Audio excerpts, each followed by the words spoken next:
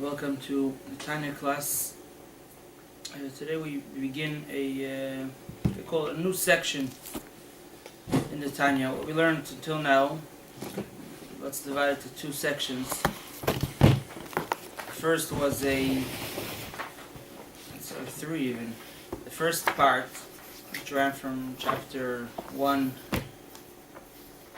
through 8, was a description of the Jew, his animal soul, which we know many times is the Yetzer Hara, the evil inclination, and its different faculties, its intellectual faculties, its emotional faculties, and then the godly soul, which actually is animal soul is created in the image of the godly soul, and that's the way we experience ourselves. Sometimes we feel ourselves wanting to do the right thing, and sometimes we feel ourselves wanting to do what feels good, what's fun, what's pleasurable, and even if it's wrong. These are the two souls in us. And animal versus godly. Animal versus godly, and then there's the person himself who has to make the decision. He has to decide who to follow. That's where we have the freedom of choice that God gave us. Chapter 9 through 18 discusses the struggle between the two souls. We learn about three types of personalities. We have what's called a tzaddik, a righteous man, which means someone that is in total control to the point that his animal soul is either non-existent or at least deactivated, unconscious. Just different types. There's many levels, but this is just in very general strokes. That's called a tzaddik. Not only someone who has more mitzvahs than sins, but someone who has no sins. Not only no sins in action, but even in thought. Which means someone who's in total control. The Alter Rebbe calls us based on actually a proverb from King Solomon about a small city, which two kings are trying to fight over. The small city is man, and there's the two kings that are fighting. There's the animal soul and the godly soul. So when someone lets the animal soul control, the godly soul control him entirely, and gives it the upper hand to the point that he expels the animal soul, or at least keeps it far off, that's called the tzaddik. Then we have the other extreme, someone who's a rasha, someone who lost control. He's, like the sages say, that Rishoyim, evildoers, or sinners, are in the possession of their own hearts, which means they have no control over their own life. They chose to follow the animal soul, and they become sort of slave state. We could all identify with this situation. We know that there are things that we do wrong, but we just we can't seem to muster up the courage to overcome it. That's the animal soul. This is still chapter 9? I'm just giving a description from chapter 9 till 18. Yeah. And then there is the book for which Tanya was written, which is something that everyone could accomplish, which is not everyone could win. But what you do have the ability is not to lose. You could keep fighting.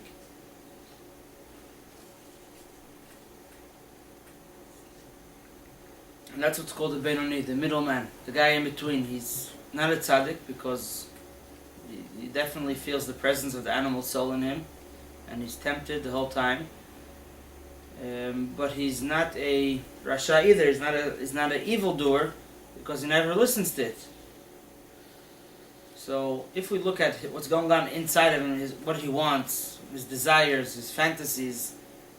We shouldn't really say his fantasies, because his fantasies means that you fantasize over it, which is already sort of a sin.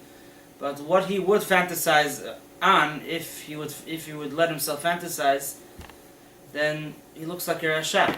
But if you look at the guy's track record, definitely what he does and what he says, and even things that we don't see, a person could only God and man himself knows what goes on in his mind. He doesn't let the animal soul even control his thoughts. So he's in between. His his essence is really full of trouble, but his actual practical life, starting from his thought down to his speech and action, are only doing what's right. So he's in a constant struggle. That's the Beinoni. He has good potential. I would say the opposite in a sense. That what's going on inside of him is no good. What he wants, but what he knows what he knows is right. That he actually lives up to what he knows what's expected of him, 100%. So this is called the Beinoni, and the book of Tanya is called the book of the Beinoni. It's giving a regular average person. Now Beinoni, to be a Beinoni, maybe there are not so many people, but everyone could. It's not. You don't have to be a righteous person. A righteous person is someone who only wants the right things. So that's something that not everyone could achieve. Definitely not in the first portion of his life. It takes many years to get it, if you get it. But to be in control of yourself, to master self-control, is something that everyone could accomplish, and that is the mission of man in the world. Is to be a Beinoni. And the book of Tanya, the book of Beinoni, gives a person different strategies how to achieve that. Not how to change so much your inner self. Well, we're going to get to it. There is a way to work on your inner self, but more to change the way you behave and the way you act and the way you think. Or to be in control. You don't have to change it, but to stay focused and to do and say and think that which is right. So the next portion from chapter 19 through chapter 25, which we completed before the holidays, we studied what's called the short long way, the break. You're facing temptation. It's very hard to get in control because what's inside of you didn't really fix up. You didn't get animal soul away from you. You're keeping it out of your conscious, but in your subconscious it's definitely there, and it's always trying to throw thoughts into your brain which will turn into what you say and do. So that you're in control. You're very vigilant, and you know what's happening the whole time. You're not letting it get in control of you. But it's not easy. There's attacks the whole time. Right? Think of yourself as a soldier in an outpost, trying to protect any intruders, any terrorists from entering. You can't fall asleep. Constantly on guard. You have to be constantly on guard. If you fall asleep, that's the end of the story. So the Beinoni has to always be. He doesn't have any real security. The evil that's within him is always trying to come up and to conquer him, and to take him over. So what we learned in these few chapters from 19 through 25 is a very simple, basic strategy, which doesn't teach you how to, you want to deal with the situation. So try to say the best defense is an offense, right? So that's what we're going to learn about later on. You could actually try to take on the negativity within you and transform it, but that's a longer process, and that takes more work, and we're going to get to it. But until you get there, and you have to know a lot, until you get there, you could control yourself. And how does one master self-control? It's by considering the fact that if he would have been faced with a test when he had two choices, either to remain a Jew or to lose his life, what would he choose? We speak about the fact that the godly soul is more powerful than the animal soul. It's true. It is more powerful. The problem is that the power of the godly soul only comes out when it's threatened. When the godly soul feels that it's either all or nothing, like the red line that we all have, which for most people would mean not converting to, not accepting a different faith or denying God. But there's people that have different red lines, but everyone has that red line, that point that you're never going to pass, because this is it. If I'm doing this, I'm not Jewish anymore. And for a Jew to be not Jewish is denying his whole nature. The Alter Rebbe said in a different place that a Jew neither wants or can become separate from God. So when it comes to the point that it's I can't be separate, I'm ready to give my life. Now, we spoke about, and throughout these chapters, about a certain illusion that the animal soul creates. The animal soul knows this very well. The animal soul knows that its enemy, the godly soul, would have the upper hand if reality was clear to us. So what it does to us, it obscures this reality, and it convinces us that you could be a good Jew and also do what you want.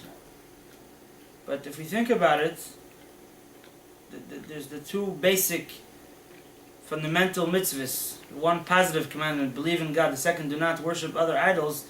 In essence, all the mitzvahs are actually an extension of that. But the trick of the Yetzer Hara is to tell us that you believe in God. Or you would never worship an idol, except another God. But to just go to this place or do this thing, I mean, I'm just having a good time. I don't mean to offend, I'm not trying to run away from my Jewishness. The problem is that if God said that it's not proper, and you're disobeying God, then you're actually declaring that there's another authority in your life other than God, which is yourself. And which is what? Which is yourself. So what's the difference if the idol is out of gold and is in a church, or the idol is myself and it's in my house, in front of my computer, or the places that I choose to go. Even Buddhism would be that then, or not? Buddhism is actually definitely idol worship. You have other religions, Christianity, and it's debatable if it's idol worship, but Buddhism is definitely 100%. The philosophies have things that sometimes seem in common with things that are true in Judaism also, but it's obviously there's everything that's good in these religions was taken from Judaism. So why would we use the copy instead of the original? Especially if the copy is mixed up with other stuff. Welcome to join. I think it's starting after Maghrib. I'm moving after Maghrib. What should I say over there? So that's the trick. Remember that you would give up your life for God's sake. Now, for God's sake doesn't only mean not embracing a different religion, a different faith. For God's sake means also overcoming my temptations. So that's the trick. Think to yourself, I would be ready to die for God, so why am I not ready to overcome a temptation for the sake of God? That's the trick. So now we start in chapter 26.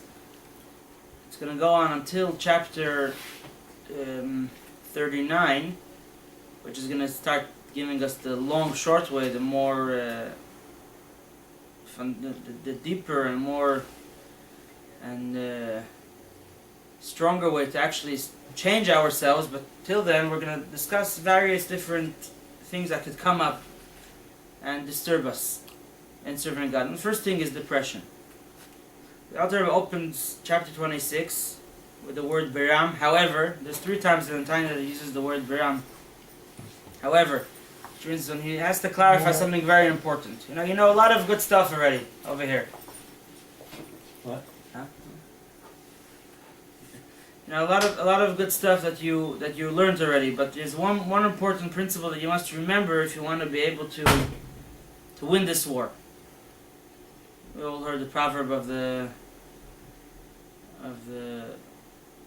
rabbit and the turtle that went on a race. Familiar with it? Who won? The turtle. The turtle. Why did the turtle win? The hare was very. It thought it would win no matter what. It would. Right. So that's what happens. I forgot what it did that it took so long. Went to sleep. It took a nap. Oh. The turtle didn't rely on its. It didn't have what to rely on, so it worked hard and it accomplished. So not always, when you see a battle between two sides, not always is it obvious that the stronger side will win. Many times through history we know about the weaker underdog side. Yeah, on the underdog, they're called. Right, the underdog.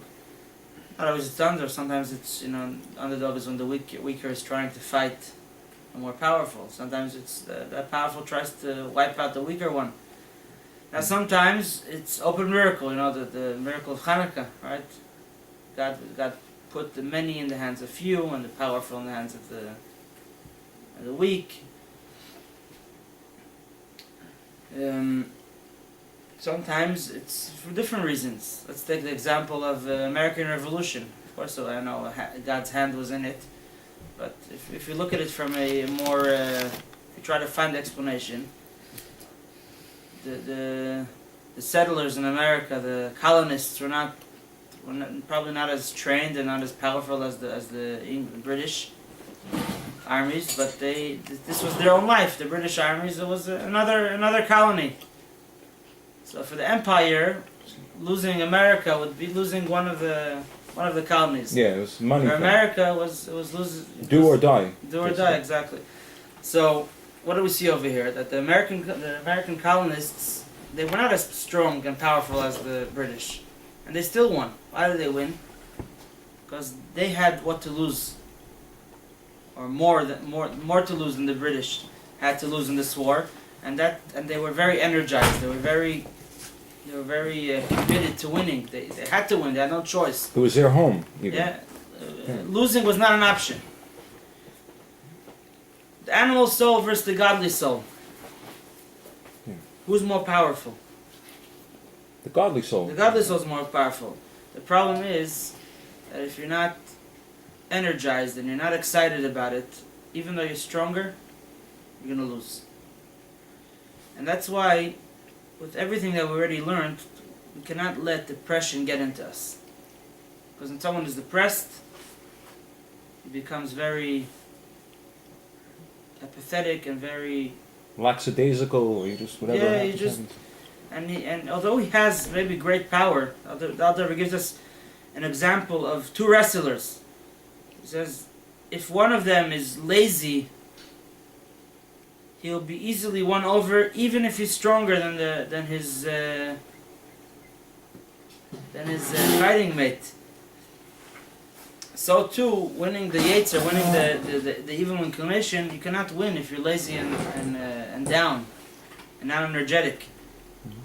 Yeah, you have to be on your heels. You have to be ready to win, and the way to do that is to be happy. You have to be clean and clear of any kind of sadness and worry.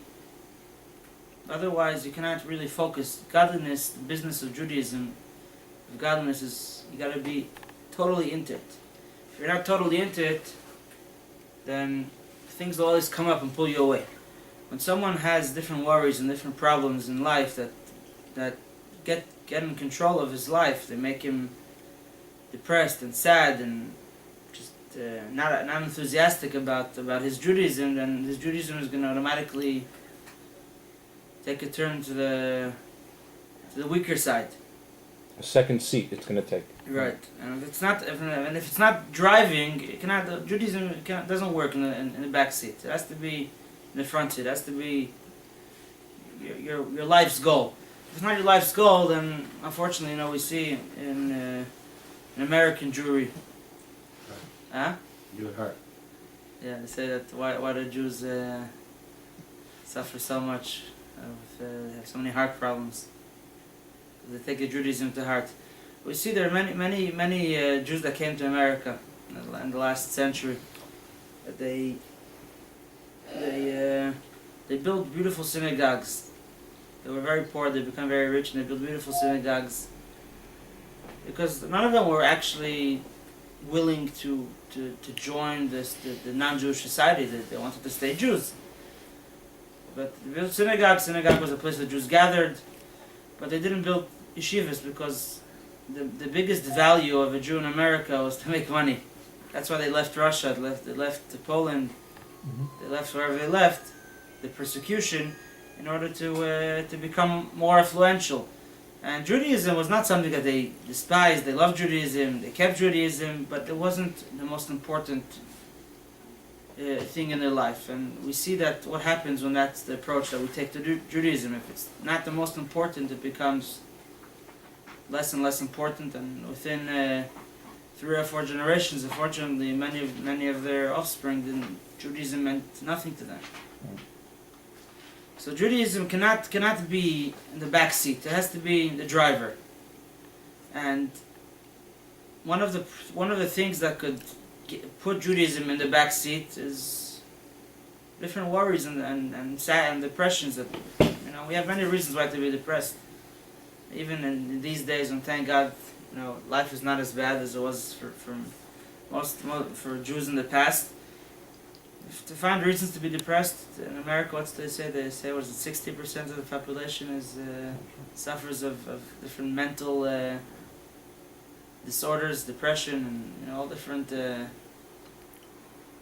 Sometimes it's chemical, sometimes it's just life's circumstances, sometimes it's things don't go the way you want. We have many reasons. So, but we have to clear our head from all these things and stay focused on what's really important. Here it says that there'll still be profit, though. It says, right, as for the verse, what do they mean? That how can you be sad and have be profitable for it? We'll get to that in a moment. I'm rearranging the chapter a little bit. I'll just try to. This ties into what he talks about in the end. So, now we don't choose to be depressed usually. To be sad, right? People like being happy. They pay a lot of money to be happy. Yeah, but there are people that are masochists that enjoy being on the low side or being. That's usually someone that needs a bit of a deeper treatment. But a regular person doesn't like to be happy. Yeah, most people when they're depressed they go see a therapist or a psychologist, a psychiatrist. People don't like. People pay a lot. Not to be sad. Not to be sad. So here we have a formula now. Here the problem with being sad is because besides for ruining the quality of your life, it also takes away from the purpose of your life. In the Jew's case, it's Judaism, it's Torah, mitzvahs. That's why he was created. And being sad doesn't really contribute towards that end. So how do you now? And we don't choose this. Unlike choosing alternatives. I want to be a Jew, and I want to be something else. I want to act in a different way. That's something a choice that you make. We're talking about someone who wants to be Jewish. He wants to act Jewish, but he has worries that come from all different things that happen. Whether it's with his children. Some people don't have children. Some people don't have enough children. Some people have problems with their children. Sometimes it's health. Yeah, people need improvement in their health. Sometimes most times it's parnasa, livelihood. We don't make enough money, or we don't make as much money as we think we need to make. We don't find the right way to spend it. We have all 150,000 different reasons to be depressed, and they usually we don't create them. They're created for us. Life circumstances make us sometimes feel a little down. So how do we get rid of it? To live a better life, and to live a better life Jewishly, especially, which is the true life of a Jew, is his Yiddishkeit.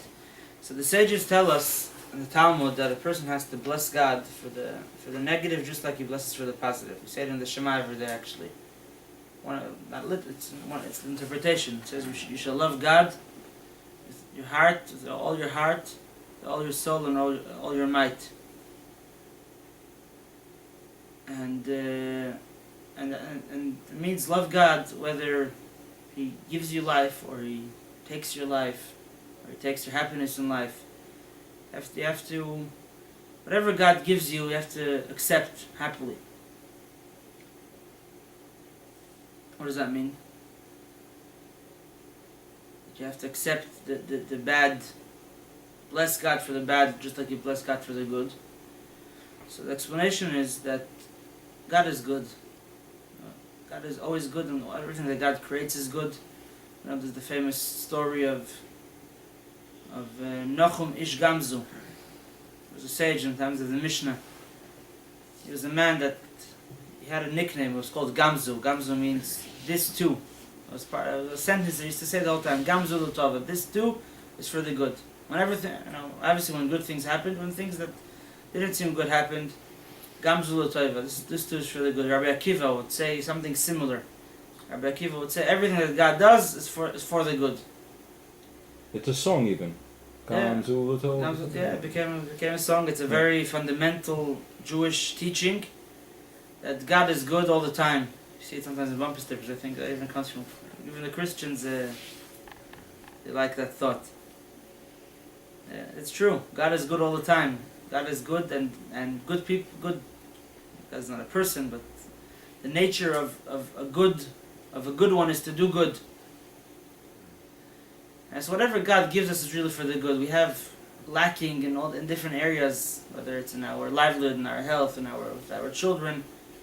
So we all hope and pray to God, and that's actually one of the reasons why we pray, is because we want God to give us the good in a way that is obvious.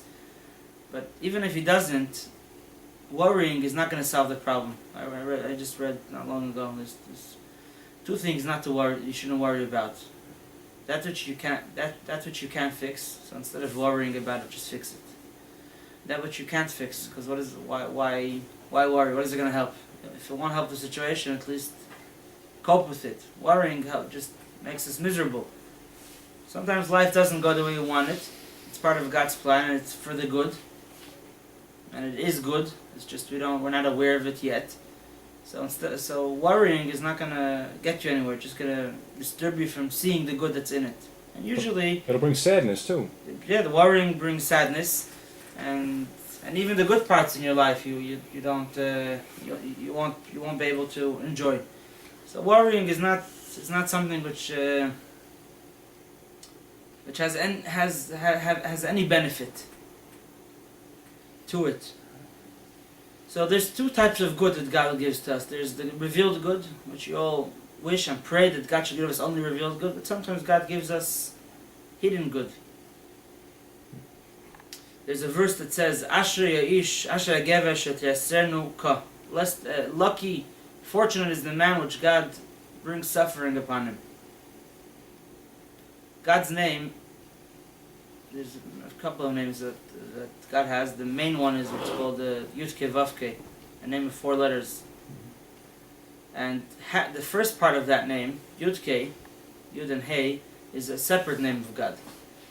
So Yud-Ke Vav-Ke is God as a whole, so to speak. And God as a whole means God is up high, He's giving us everything we need, and it comes all the way down to our world. God is giving us good, and we receive it as good. That's how we wish things would be. Sometimes for different reasons. It could be to help us atone for our sins. It could be because God is preparing something better for us in the next world. It could be many. Here it's not so important why. We're not talking theology over here. We're talking more about how to cope with the challenges that God places in our life. So God is giving us things. But on our end, the receiving end, it doesn't seem to be good. It seems to be troubles. And the verse tells us you're fortunate that you're receiving this, and this is coming from the name Yud-Ke, the sort of incomplete name of God. Incomplete in the sense that God is giving you good, but you're not receiving it as good. It's coming down to you, and your reality, it appears to be negative.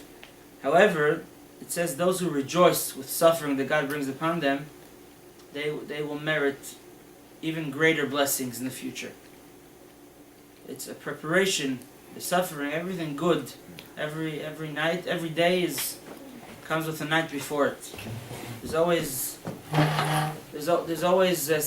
light at the end of the tunnel, and if God puts you through a really dark tunnel, it's because there's a really great light at the end. So when you're going through the tunnel, instead of being upset and worried and depressed over it, realize that God is creating the world every second. And He's creating you. And God could make life easier for you, and you could pray and ask Him to. But if God chooses not to, it's not because God wants to punish you or God is upset at you. It's because the only reason is because God loves you and He's preparing you for something greater. So feeling sadness because of worldly matters is really not worthwhile. It's a waste of time. Also spiritually, And even physically, even if a person was a non-believer, let's say, God forbid, worrying is not doesn't get you anywhere. Depression and worrying, especially for a Jew. The name that Hasidim got, the Hasidic movement, Chassid means pious. So Hasidim was actually a name that was given to the Hasidim by those who opposed them. But there's other names, that's the name that stuck. They meant to tease, but so you guys think you're so holy and so great.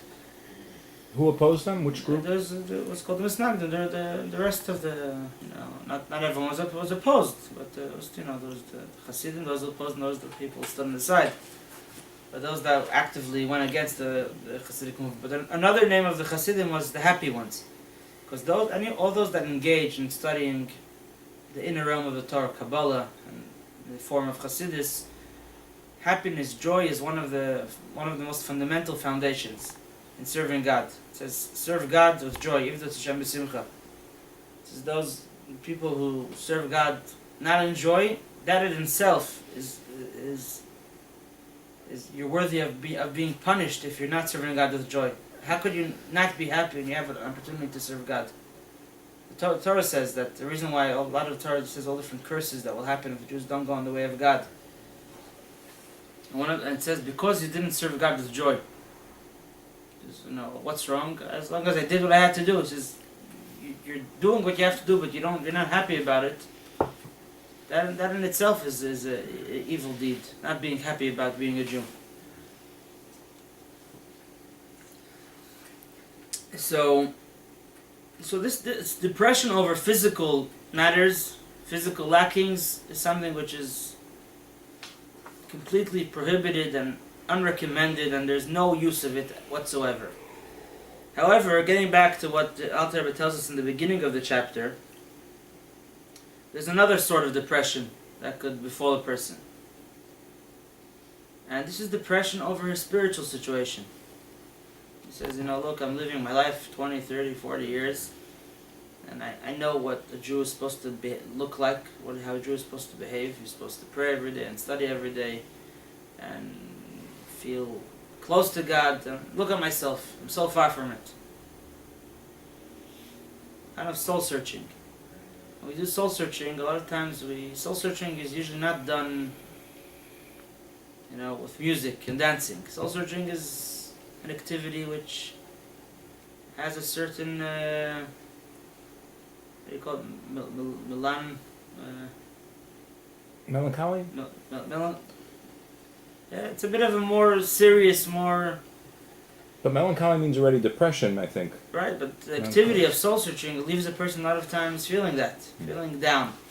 Like, look at me, look at any type of soul searching, in business, whatever it is, in relationship, person, looks at what he wants, or at least what he thinks is achievable, and looks that, he didn't get there. He blames himself for it. And you feel down, you feel depressed. Now, a person would say, so should I just never think about where I'm holding in my Jewish life because it makes me sad? If we skip out the soul searching, then things would be even worse. It's like someone says, a businessman who says, I go through my books at the end of the month, at the end of the year, and I find that I made a lot of that. I didn't break it even. I had losses, so it depresses me. So I just won't look at the books. What do you tell such a businessman? You're gonna go bankrupt. You go bankrupt. So of course you need that soul searching, the cheshbon nefesh, the just accounting, and of course sometimes. If you're not making money in your business, then you got to change something. The only way to know that you need to change and improve is by soul searching.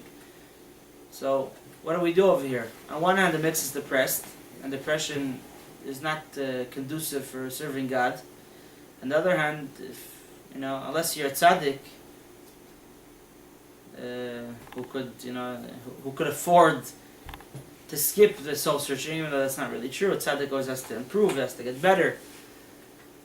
But definitely regular people, they must do the soul searching from time to time and see what's going on. So, and that's actually what the verse King Solomon tells us in, I think, in Proverbs, Mishlei, it says, "B'chol etzev yeh moiser." How does it translate over there? Sadness. In every sadness, there will be profit. In every sadness there will be profit. And the Alter Rebbe, the author of the Tanya, analyzes this verse. He doesn't say sadness is good, sadness is proper. He says sadness has a profit to it. So he breaks it up into two. He says, first of all, you should know the sadness to itself is no good. However, there is a certain profit to be earned from sadness. So sadness about worldly matters, there's no profit to that. Because what does it do to you? It's just going to keep going down. No, just focusing on what's not good in life will just make even what is good in life something that you won't enjoy. It's a downward spiral, I think. Yeah, it's a vicious cycle. So that's definitely there's no good side to it. A person sees that he's not making money or that he's not well, go to a doctor, go find a different job, ask for a raise, whatever it is, do. But worrying about it is not going to help. You have to sometimes think about it, but not and calculate what is to be done. But sometimes, in the spiritual area of your life, where you need to do that just accounting, that soul searching, and many times it leads to sadness. You know, if you're not doing well in your spiritual journey, then of course you'll be depressed over it. And the verse is teaching us that there is what to be earned from the sadness. So although sadness to itself is not good, sometimes there is a upside to sadness, which we're going to learn later on. Later on, the Alter will tell us actually that the truth is that the proper word for that is not sadness, but bitterness. Sadness is an experience that just makes a person apathetic. Bitterness is an experience that prompts a person to improve, to fix a situation. Sadness is something that makes you just sink into it, and bitterness makes you get out of it. Someone who's sad, he just develops like a certain liking to the sadness. Just sits in it and he drowns in it, etc., etc. But bitterness prompts a person to improve and to get better the whole time. To wallow in one's own self-pity. Yeah, self-pity, exactly, is not a very positive... How do you go from sadness to bitterness, though? So that's what the verse is telling us, that sadness itself is not good. There's a certain profit to be earned. Even when we do teshuvah, it says there's a chapter in Tehillim, which is the Arizal incorporated it into his into Tikkun Chatzot. Tikkun Chatzot is you get up in the middle of the night and you cry over the destruction, the physical destruction and spiritual destruction that we sometimes have in our life. It's also in the Kriyat Shema before we go to sleep. So the first part of it speaks of King David asking forgiveness for his sins, or so-called sins. And it's quite a bitter chapter. And then he asks God, give me the experience of joy. So this actually is telling us the story of how to do teshuvah, how to repent. That it starts with a little bit of sadness, a little bit of bitterness over your spiritual situation. You must do it, but do the minimum and go out. Think of it like a medicine. The person is going to start swallowing pills without these pills are not something that healthy people need. Medication is not a good thing to eat. If you're in a situation where there's something more wrong with you, then that's when you use those medications and those drugs and they help you out of it. Obviously, don't take more than what you need. If you take more than what you need, then it'll just make your life even worse. Backfire. It'll backfire. So spiritually speaking, sadness is like a medicine. It's a medicine which is not healthy. Sadness is not a mitzvah to be sad. The mitzvah is to be happy. If someone sinned and he has to do some soul searching, and soul searching also has a certain sad tone to it, it's necessary. A necessary evil, you could call it. And the reason why it's necessary is because although it's evil, it could raise you up and make you healthier spiritually. But the time to do it is only, you have to use it with the proper proper dosage. Sadness is a drug, a spiritual drug, which could be used for spiritual things with the proper dosage. And that's why you don't let yourself become sad. You choose to do soul searching, even though you know soul searching will have a bit of sadness to it. But never let yourself fall into it. It has to be scheduled beforehand. In Judaism, soul searching is something to be scheduled. There's times that are good for it, at the end of the week, at the end of the month, at the end of the year. And you have to know the clock in time and the clock out time of soul searching, which could be a little bit bitter. Because if you let yourself fall into it, it'll actually have an opposite effect. Instead of making you closer to God, being sad will make you further from God. God forbid. Because if you just let the sadness take over, and there's this story they say about this proverb about a beaver. The beaver is an animal. They use the fur for hats, for coats, for stuff, right? How do they catch it? I don't know if it's true, but this is the way I heard the story. The lesson is definitely a good lesson. So there's an expression called beaver tears. Beaver tears? Beaver tears, beaver crying, yeah. Oh. How does it work? It says that the beavers have this nature that they have a certain route that they take from the river to they do the dams to their caves, to their, like, what do they call it, where they hide? Little caves, tunnels. A foxhole? No, it's different. Something different. Huh? Burrows. Burrows, maybe. Yeah. So they have a certain route they always take, and the hunters, what they have to do is they just observe the beavers and they figure out what the route is and they put a trap. This is the way the legend goes, that the beaver sees the trap. You don't have to hide the trap, it sees it. And it sees it and it starts crying. But it keeps going because the nature that God put in it is that it doesn't change its route, and it knows it's going to be caught. Can't help it. And it goes there crying. Sometimes the way we do our soul searching is that we look at our situation. We know there's a lot to improve. There's many years we could get better, but we just cry about it and we keep doing the same thing. If you really wanted to change it, don't cry. Do something about it. There was once in Russia, a group of yeshiva boys, in times when it was illegal to gather to study Torah. And they sat down for a farbrengen, a Hasidic gathering like we had in the Sukkah last week. So then they did it in cellars.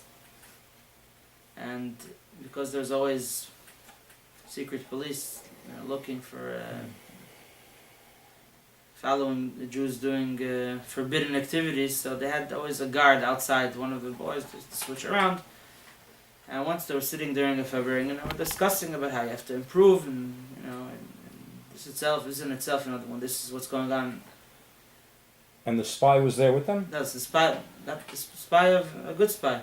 Oh, a good spy. I thought it was a spy from the... No, one of them was... Yeah. They would have to warn for everyone to run away. Right. And suddenly, in the middle of this bitter, talk about how they're not doing well enough in serving God, that boy comes and says, "I see a police officer down the block." Everyone runs and hides in the closet under the bed, and they run out of the window.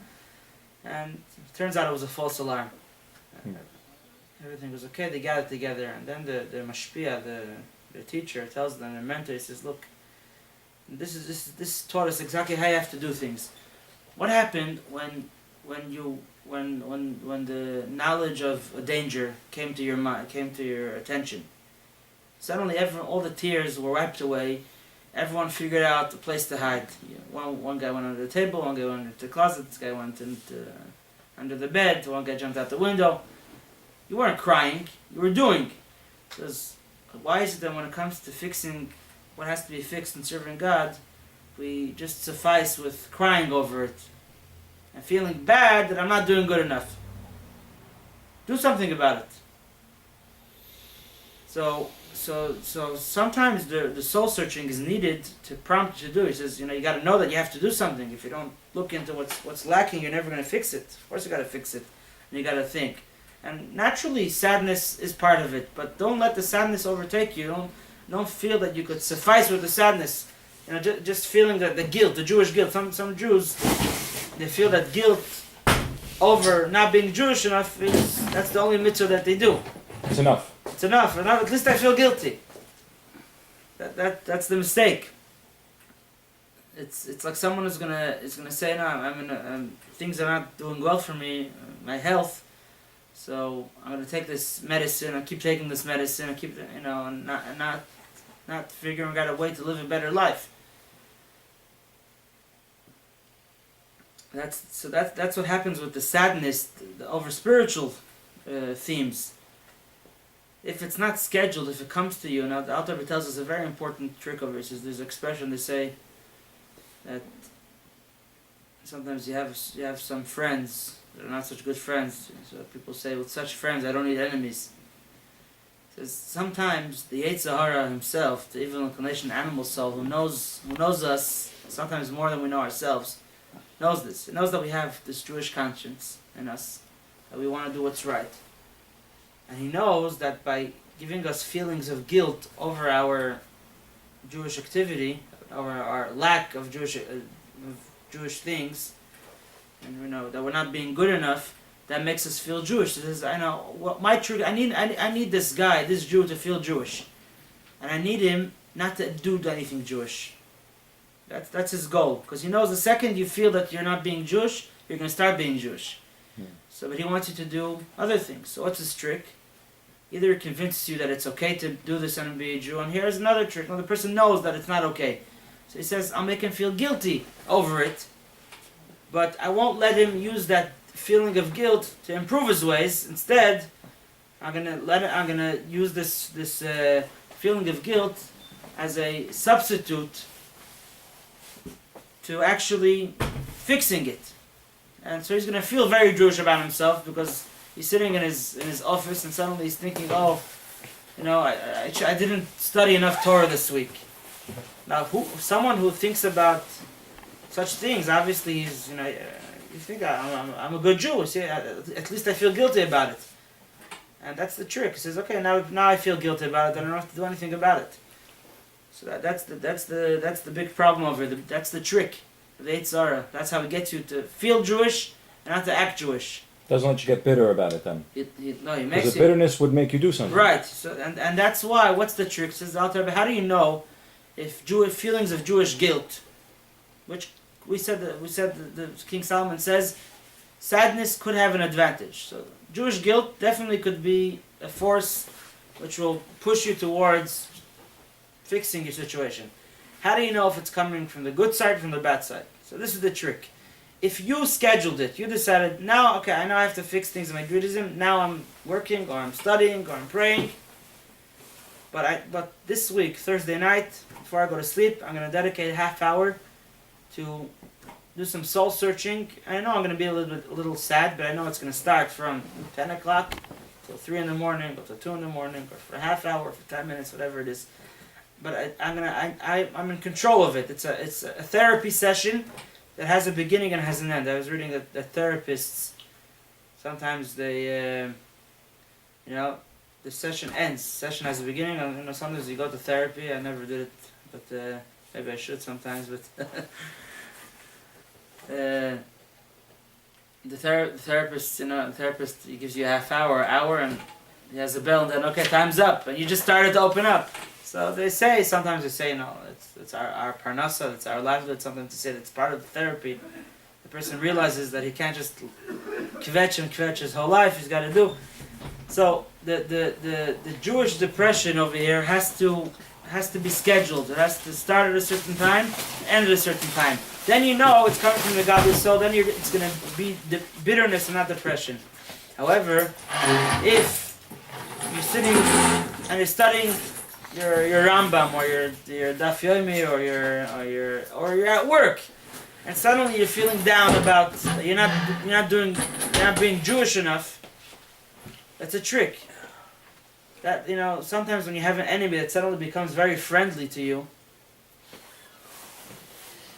think twice before you accept his